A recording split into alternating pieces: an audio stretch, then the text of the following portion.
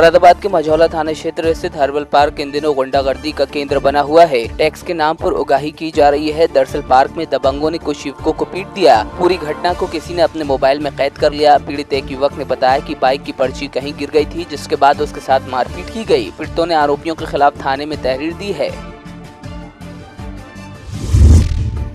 जालौन में सीबीआई की टीम ने 2 मोहर्रम ठेकेदारों के आवास पर छापा मारा। सीबीआई की इस कार्रवाई से ठेकेदारों में हड़कंप मच गया। सीबीआई ने रामावतार राजपूत और करण सिंह राजपूत के घर ये कार्रवाई की है। इसमें रामावतार राजपूत बसपा से जुड़े बताए जा रहे हैं। दोनों ही ठेकेदार जालौन और हमीरपुर में खदान चलाते हैं।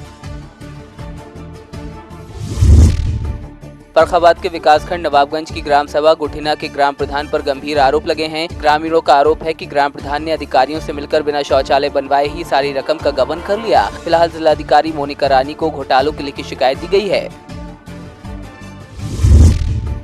फर्रुखाबाद में 2 पक्षों के बीच हुए विवाद की सूचना मिलने के बाद मौके पर पहुंची डायल 100 पुलिस पर दबंगों ने लाठी डंडों से हमला बोल दिया, जिसमें एक पुलिसकर्मी जख्मी हुआ है। घटना के बाद कई थानों की पुलिस मौके पर पहुंच गई, लेकिन आरोपी हाथ नहीं लगे।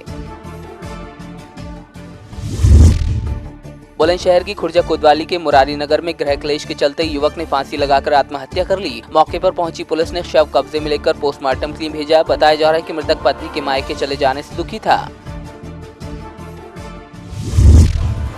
बुलंदशहर में 6 बीघा जमीन की लालच में बड़े भाई ने मानसिक रूप से कमजोर छोटे भाई की हत्या कर दी और पुलिस को गुमराह करने के लिए भाई की गुमशुदगी भी थाने में दर्ज करा दी, लेकिन जाँच के बाद पुलिस ने आरोपी के भाई को दबोच लिया। रामनगर के गांव ब्योदन खुर्द में हाई वोल्टेज आने से बड़ा फॉल्ट हो गया। हाई वोल्टेज आने की वजह से हजारों का माल जल गया, जबकि कई लोग बाल बाल बचे। फिलहाल जायजा लेने पहुंची पुलिस ने संबंधित अधिकारियों को सूचना दी थी। अल्पसंख्यक विकास वेलफेयर सोसाइटी उत्तर प्रदेश के बैनर तले लखनऊ के पुराने घंटाघर पर गरीब और बेसहारा बच्चों को खाने पीने का सामान बांटा गया। संस्था की प्रमुख माहिरा नकवी ने कहा कि नए साल का जश्न मनाने का हक हर इंसान को हासिल है। वहीं संस्था के चेयरमैन तनवीर रिजवी ने कहा कि ऐसे कामों से दिली सुकून मिलता है। केंद्र सरकार द्वारा युवाओं को आत्मनिर्भर बनाने के लिए चलाई जा रही महत्वपूर्ण स्वरोजगार योजनाओं को साकार करने के लिए बैंकों ने भी सकारात्मक पहल की है। उत्तराखंड के लोगों को लघु उद्योग के लिए सिर्फ 59 मिनट में लोन देने की सुविधा उपलब्ध है। हरिद्वार के प्रेमनगर आश्रम में बैंक ऑफ इंडिया की तरफ से संपर्क कार्यक्रम का आयोजन किया गया, जिसमें बैंक के प्रबंध निदेशक और मुख्य कार्यकारी अधिकारी दीनबंधु मोहपात्रा समेत कई बैंकों के प्रतिनिधि शामिल हुए। अभियान का नाम है सहयोग और संपर्क। ये भारत सरकार ने इसको लेके आए हैं कि सभी के जो लघु उद्यमी हैं उनके साथ हम पहुंचेंगे, उनके घर तक पहुंचेंगे। तो हम लोग एक तो 59 मिनट्स का PSB 59 मिनट्स का एक वेबसाइट क्रिएट किए हैं भारत सरकार ने, और हमारा जो वित्त मंत्रालय ने इसको आगे लिया है। सभी बैंक इसमें शामिल हुआ है।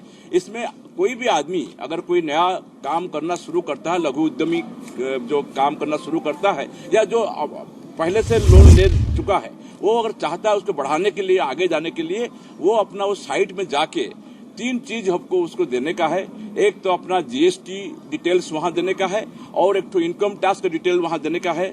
इसमें से सारे चीज वो सिस्टम ऐसा है, उसमें लेके 1 मिनट के पहले 59 मिनट्स 60 मिनट में 60 सेकेंड में 1 मिनट होता है, तो आपका उसमें 59 मिनट्स में आपको वो दे देगा। मोगा में पंजाब एंड सिंध बैंक के आगे 5वें दिन भी किसानों का धरना जारी रहा। किसान बैंक को खुलने नहीं दे रहे, तो वहीं मौके पर भारी फोर्स तैनात की गई है। किसानों का कहना है कि उनसे लिए गए खाली चेक उनके खातों में लगाकर परेशान किया जा रहा है और किसानों पर फौजदारी के मुकदमे दर्ज हो रहे हैं। बिजौलिया की सामाजिक संस्था जन विचार मंच की तरफ से कंबल वितरण समारोह का आयोजन किया गया, जिसमें 706 गरीब और असहाय लोगों को टोकन सिस्टम से कंबल वितरित किए गए। कार्यक्रम में तमाम अधिकारी भी शिरकत करने पहुंचे।